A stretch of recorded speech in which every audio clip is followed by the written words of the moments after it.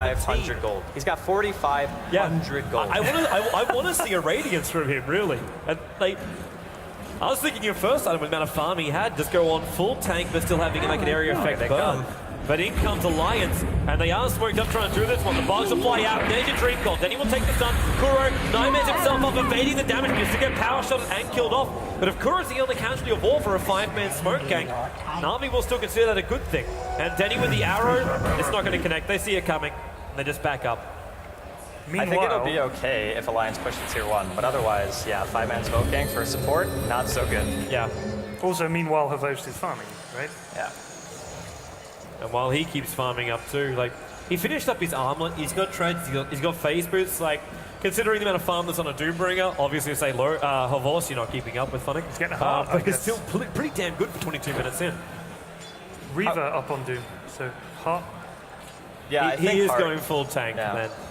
It makes sense, though, because no one on the side of Alliance have any type of scaling damage, if you think about it. The only person who's going to scale is the Weaver, and the Weaver has... nothing. Well, compare Funnick's farm to Weaver's, and then you say, okay, this Doom is actually invincible. He's out of control. He's 10.05 with 114 CS. Net worth is almost twice... Well, it is twice... anyone on Alliance. Yeah. Yeah, it's not looking so good for them at the moment. Is the efficient farm to Doombringer? Loda. He's dead. Like, there's no way he'll do this. Yeah. He buys the Ultimate Orb. He already accepts his fate. You can never time lapse. You can never do anything, and he'll even burn out. So Funnick goes beyond Godlike. He gets himself another solo kill. So again, he racks up. He's 4 levels higher than Loda, and Loda is the second highest level on the map right now. I don't really know what they're supposed to do. I don't have an answer for him either. No. The problem is there's 2 very beefy frontline heroes and Chen. So because of the fact that Funnick has this amount of farm and Havost also has a pretty decent chunk himself, they have 2 heroes who can just walk into your base. Yeah. And the heroes are so tanky that you have to initiate. Otherwise, they're just going to hit your tower and kill it. I don't know. This looks like a really, really hard spot for Alliance. The call's coming out from Navi to go back for Roshan. I think they're ready once they have the Aegis Immortus to push in. With the Desolator now up from Mirana, and also Denny picking up an Ogre Club, so he's going to go Deso first and then into the BKB. But once they have the Aegis Immortal, this is just a question of pushing Funnick to the high ground, and they just take out the tier 3 tower. Alliance will need, like, even if they have a perfect initiation, they basically need that loot trolley to hit everybody, everyone to get caught inside the chakram, Windrunner to get like 3 double shackles, Weaver to hit every single person with bugs. Like, they need absolutely everything to go their way to take this fight up against Navi. I think even if that does happen, Funnick lives through it.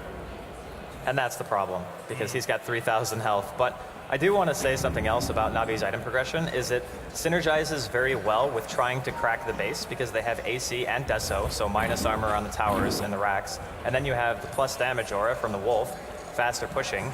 But they don't even care about pushing right now, they just want to fight. This is going to be really troublesome. Denny will TP up towards this top lane, and the others will just come in from behind. They're sandwiching in Alliance right now, and already Denny, he is trying to be shackled. Initiate on the hand and goal will keep him alive. He leaps over the tree line. The Doom is over on Loda right now. Denny, he's bundling up. He won't survive. The Shark will go. S4 finally throws down his ulti, but they're already all dead. It's GG. There's 25 minutes into this game, and Navi put the final nail into the coffin, while Alliance were trying to push out that tier 1 tower in the top lane. Funnick, man. What a player. Yeah. What a Doom pickup. 3rd pickup, and it was looking good, man. It was looking good. Yeah, I had a bit of skepticism about how early they picked it, but it ended up working out really well. They actually made the other lanes transition in a way that Funnick actually got more out of the laning phase than he would have normally. Because if Loda and Ake stay there, obviously he doesn't do well. Because how do you do anything against double range as a Doom? He doesn't have any lane presence. But because Puppey rotated to the bottom lane, and he caused so much havoc in the safe lane and stopped Admiral Bulldog and EGM from really doing anything, even got the first blood on EGM, then they forced the reaction from the other team. Funnick gets all the space in the world, and because of the fact that he got those items, because he went AC and hard, at any point in the game after that, they could have very easily just gone high ground. All right, well, we're all joined back at the desk, and very, very impressive game by Navi. I did mention how they were going to handle EGM, and boy, did they shut him down. He didn't even finish a mech by 25 minutes, and that's unheard of. He was saving gold on his windrunner. I was like, I don't think there's an item anymore you can buy that's going to make a difference. So overly impressive. But it was what I also mentioned with Puppy and Kurokai stepping up their game. They are needed for the aggression and create space, and Puppy was fantastic. You can't really take anything away from his performance this game on the Chen. He was everywhere he needed to be. Early rotations went nice, and the item progression was also very good, Bruno, for the whole team. Yeah, absolutely. They went with the Midas, and that's something that both teams finally came into that conclusion. They finally agreed upon, which is Midas are really good. Navi and Alliance were these two teams that they didn't want to go with that, but now they're like, okay, well, if we can go Midas, we go Midas. And I'm actually kind of disappointed. I think it was Pyrion that said that you wanted an Axe Scepter on Doom. No, I thought that was I it. said he could just get an axe. You know, I would have loved that, because at that point, with such a level advantage, he was level 11 before Loda was like level 7, I think, or something ridiculous like that. You just throw a Doom and forget about him, just go do something else. The AC, however, coming so early was really, really good, and because they had two cores that also was used the AC very well in the Mirana and the Hubos Lifestealer, it just went rolling for Navi, and I think Alliance will have to take this as their practice matchup and now start really playing the game. Yeah, they have to. The Doom pickup was really just the pain for Alliance. It's like a Puck and a Weaver. Doom's just an anti-carry, and you only really have one. I was very impressed by Admiral Bulldog, I have to say. The amount of damage he was able to pull out, his positioning, and also you could tell that Navi had this lineup that we can fight 5-man, we will win a 5-man. Alliance, they kind of adapted their lineup a little bit like we're going to get a pick-off, and it was always Admiral Bulldog's damage that allowed that pick-off to happen with EGM Shackle. So Admiral Bulldog played fantastic, but unfortunately not the lineup they needed to take the win. But we'll come back in just a little bit and get ready for Game 2. We'll also have some more post-game analysis. We'll get more thoughts from the commentators, and maybe Bruno will go hang out with the crowd and get their thoughts on the match. So Game 2 after the break.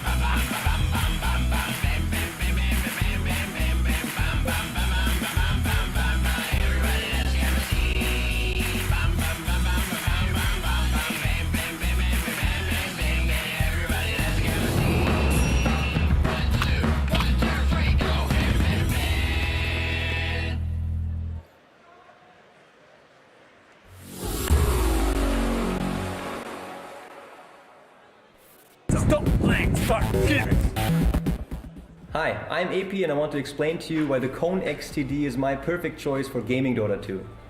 With the 8200 DPI Pro Aim R3 laser sensor and the TDCU, it ensures maximum precision for farming your lane or hitting crucial skill shots.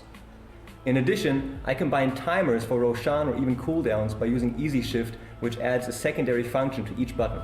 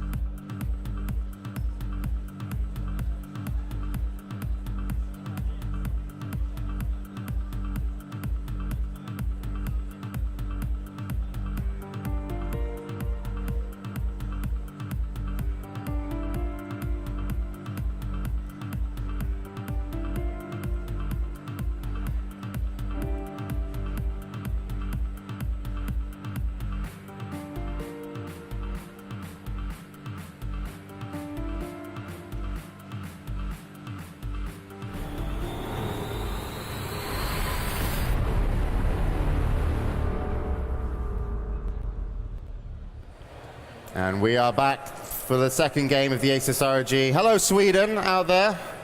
How you doing? They're ready for another game. And hopefully Alliance are ready for I would say not a better performance, but just a more solid kind of game plan with their draft. I don't think no one kind of came out the gates slow or anything, but I just don't feel the heroes, especially the supports, worked very well. EGM didn't get what he wanted, and Ake, despite having Chain Frost, it wasn't really going to matter when Phoenix Doom was just that big. So as you noticed, I'm all alone. Normally I would ask the people just over there what's going on, but instead of doing that, I'm going to throw it to Bruno because he's got a real expert in the crowd. Whoa. Thank you, James. And here I am in the audience, and we started spreading the love, so I start with Shiver here. How's it going, Shiver? It's going really well, thank you. This is not your first time at DreamHack, is it?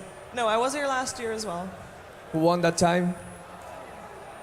No Tidehunter. Who's gonna win this time? I actually think that Navi is going to win, but I hope that Alliance is going to win. Interesting. Now, let's talk a little bit about this game that just happened before. Navi clearly dominated, and there's no way around that. But is there anything that you found interesting or that you liked about what happened? Well, the biggest thing was that Puppy went into the jungle, grabbed himself a creep, and instantly moved over and instantly forced action out from Alliance, and they weren't that prepared for it, it seemed, and that just brought out action all the time on the map, and that's something that I hope to see here as well, but then from both sides.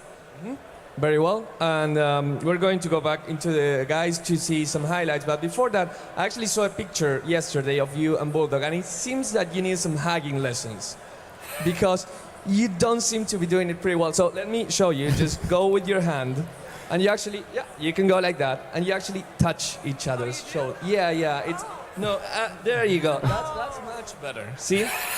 That's the actual way to do it. This is Bulldog, pay attention for next time. It's Back to the suit. James. It's the suit, and What a lover, man. yeah, Beautiful. he's just so good. He's just like, let me show you how it works. Please step into my. Teach me of this earth Hold thing on. called hugging. Yeah. Okay, so yeah, as Bruno mentioned, we're to check out some of the replays, and Shiva is an expert. She's higher rated than Imperial and Flax. Get the hell, James. And But yeah, she is. yeah, she is. She's So next season, Shiva is in a period? Shiva TI4. I'm just calling it now. I'm So not here for my dose. here's already the early dives coming in, and as you can see, Navi, the early aggression was essentially what I felt that they needed to do versus Alliance, and when they were able to do it and successfully do it, they surely were able to keep the pressure up, especially with the Doom. And you can see, there you go, a killing spree for Funnick. Pavo's having a problem getting out at the moment. I thought Shiva was right about the aggression. They kept it up in their faces. Fnatic do the same kind of thing. You play that aggressive, go-get-em style of Dota, and it unsettles teams, especially if they want to sit back and get farm and stuff. No, don't let them do it. You get up in their grill. Yeah, and it really works, especially, I mean, Lich is okay for early aggression, just because you do put out a lot of damage, but Windrunner is kind of hit and miss what's going to happen depending on the shackle and the power shot. So we got Especially when you're another playing it, yeah. highlight. I'm amazing Windrunner. I'm rubbish at Wind Ranger, though. I don't know what's going on when I play that hero. So they get an arrow onto S4, but they don't engage, and it's actually Alliance that want to take the fight. Despite a really nice silence and a coil coming in and a chain frost, it doesn't matter. Look at Funnick, he's like, there's a chain frost, I'm coiled, doesn't matter, I can literally run through. I've got my heart in AC, so much damage coming out of Scorched Earth alone, and again, 2 get away. It was Loader and EGM that did survive that, but at the same time, Loader almost got run down. But you could see, like, Alliance, like, we need to get a fight. Our Puck needs to do something amazing, but Puck kind of falls off when you've got that much HP and just tankability. It was the speed of both the farm for gold as well as experience from Funnick. It just came at such a fast rate. It was the one time where I actually kind of liked watching the Hand of Midas strat because they were active while they were farming at the same time. It was actually enjoyable to watch and cast as opposed to the other Hand of Midas games which have not been as enjoyable. Yeah, so Andy, Game 2, Alliance, what are they going to change? I honestly think that the draft wasn't as big of a problem as what they did with their lanes. I would have liked to have seen maybe the Timbersaw top with the Lich and then Loda bottom with the Windrunner, because that way it's double range. As soon as they rotated the heroes, it started working out a bit better, and if you put the Weaver in the safe lane, then the only other lane that Puppy can feasibly go to is top, and then he tries to gank a Timbersaw, which ability Doesn't isn't normally that work. good. Yeah. And the Lich is never going to be out of position anyway because he's going to be going back to deny every single creep. So I don't think the draft was necessarily bad. I just think that maybe the lanes could have been a bit better. All right, and Ted, you've seen both these teams play quite a lot. You were at TI. Yeah. Navi coming out and winning their first game here. Yes, Toby said earlier on that they'd come here and they'd warmed up, and that was unusual. I think he's right. You do often see them turn up, and you kind of think, you know, maybe they're kind of just at this kind of level, and then all of a sudden, when they need to, they can push it up a level, and they're the kind of team that can do that. I mean, I know I said Alliance 3-0, but I mean, you know, the way it's gone today. You were just pandering to the Swedish audience. Maybe, yeah. There's a lot of them, you know. Yeah, there is, intimidatingly so maybe. But great turnout here for the final day, and hopefully some more great games, because I believe the bans and picks are already on the way. So we're going to go into game number 2. Can Alliance step up their game? But Navi winning the first one, they could be going on a roll here, and this could be dangerous for the Swedish team. So we'll see what's going to happen as we go into the match.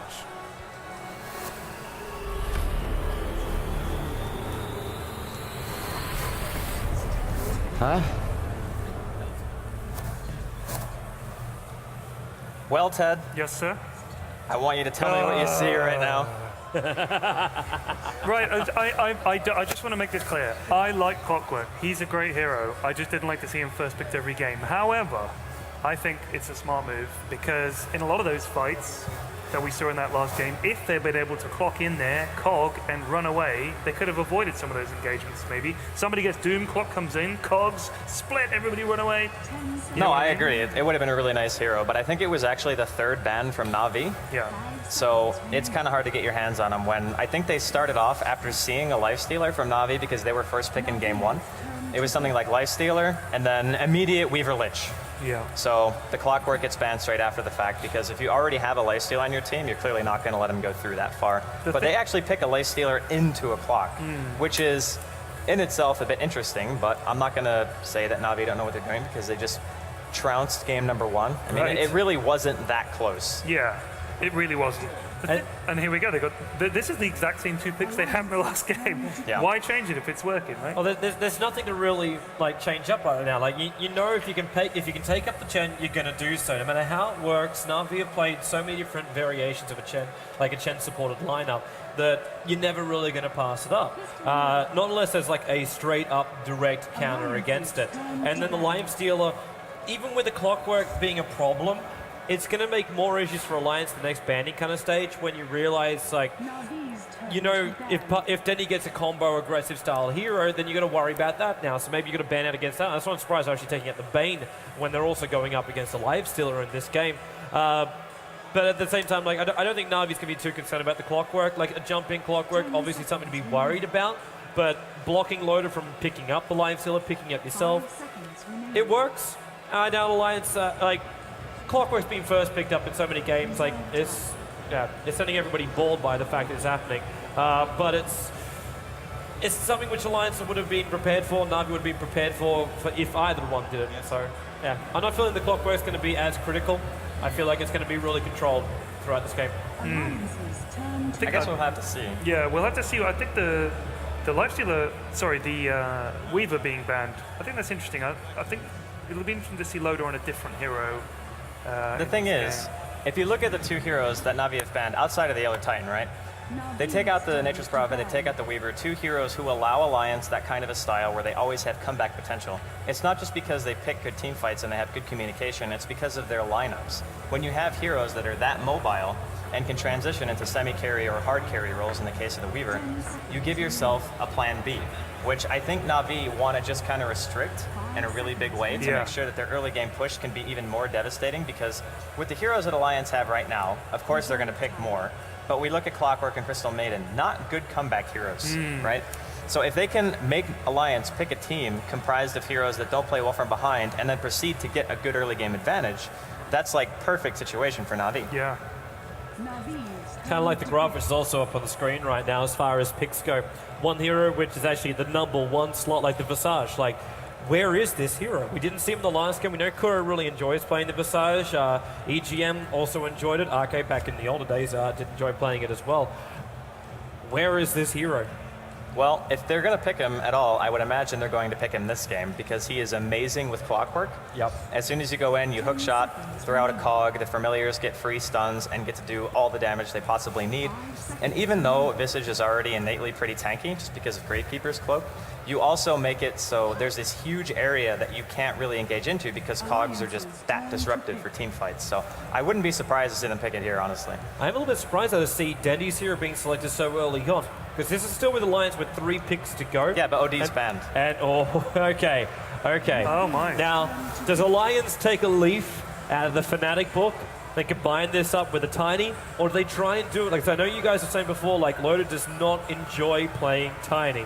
But at the same time, CK, does he want to go back down this line, especially up against a hero like a Lifestealer that can evade the Chaos Bolt with Rage? I think CK is a pretty solid choice, yeah. Tiny would be good too, but like you were saying, Loda doesn't really like playing it, so it could definitely be the CK. And then you have 2 really good frontline heroes. You're going to have the extra damage reduction from the Wisp when you're tethered. So I think overall, Alliance right now are in a pretty good shape in terms of the draft. I actually feel that Navi are the ones who could be in a little bit of trouble here. It's going to be all about those early game rotations again. They're going to need to make Alliance react to the Chen and try to apply pressure. Yeah, they need to really capitalize again on like heroes like Wisp as well as like the Crystal Maiden. Because you have heroes like literally like, well, what am I going to do? I throw out 1 Frost Blast, and then after that point, there's not really much more I do apart from just control the lane with Sacrifice. So if you can capitalize and really just move in, try and take these kills, try and keep the momentum, keep the heroes down, stop S4 from getting a large amount of farm in that middle lane, make the space for Denny to actually gain an advantage in that middle lane so he can carry that through into the other lanes. Key thing for Navi. The combined win rate for these 3 heroes is 62% over 26 to 16. So there's quite a few games as well. It's a decent sample size. So it's a strong combination. Well, anytime you have a hero who goes blank and is very mobile, always partners well with a Lifestealer. Yeah. And then because of the fact that you have 2 heroes who are really good at starting fights and fighting, you have a Chen to complement that by being able to go afterwards and say, yeah, we're just going to push your tower. So Navi, they go with a Lion. Wow. Now, they need a disable in a pretty big way because up until this point, the only stun they had was a mini stun from Coil, which isn't really that impressive. But now they have a Lion, so they're going to have Impale and they're going to have Hex, which is now 2.5 seconds at level 1. We saw Fnatic actually run a Lion mid the other day, and it turned out pretty darn well. Honey played spectacular also, that game. these are 2 good targets for a finger right here. Wow, they actually are going Tiny. They bend to the meta. They are bending to the meta right now. And the crowd are happy with that one. And it's like, we remember how good Fnatic did with this. We're really happy that you did it. The thing I'm worried about for Alliance now is like, the second I saw the Wisp pick up, I'm instantly thinking, okay, now we need heroes that can survive. That's a primary thing. If Wisp is going to come in, Clockwork's going to hook shot in, you're going to find yourself in really deep very, very quickly. You need someone that's going to survive. But this actually turns it around where Wisp now has to be scared for his living life points right now because Lion, Finger of Death, second Wisp comes in, Finger of Death, stun, Wisp is dead, and he's just put his carry in a position where possibly the carry could also die. Funnick clinks. I like. See, this is good. These teams are trying out all kinds of stuff. It's good to see. Question is now, how do they lane this though? Like, the Lifestealer was put in the off lane in the last game with Divorced, and then he got the support later on. But they had, they'll have to put like Lion as well as Lifestealer up on the top with a Chen rotation if we copy what happened in last game. Obviously, we turn it around a little bit more now because Navi's on the Radiant side.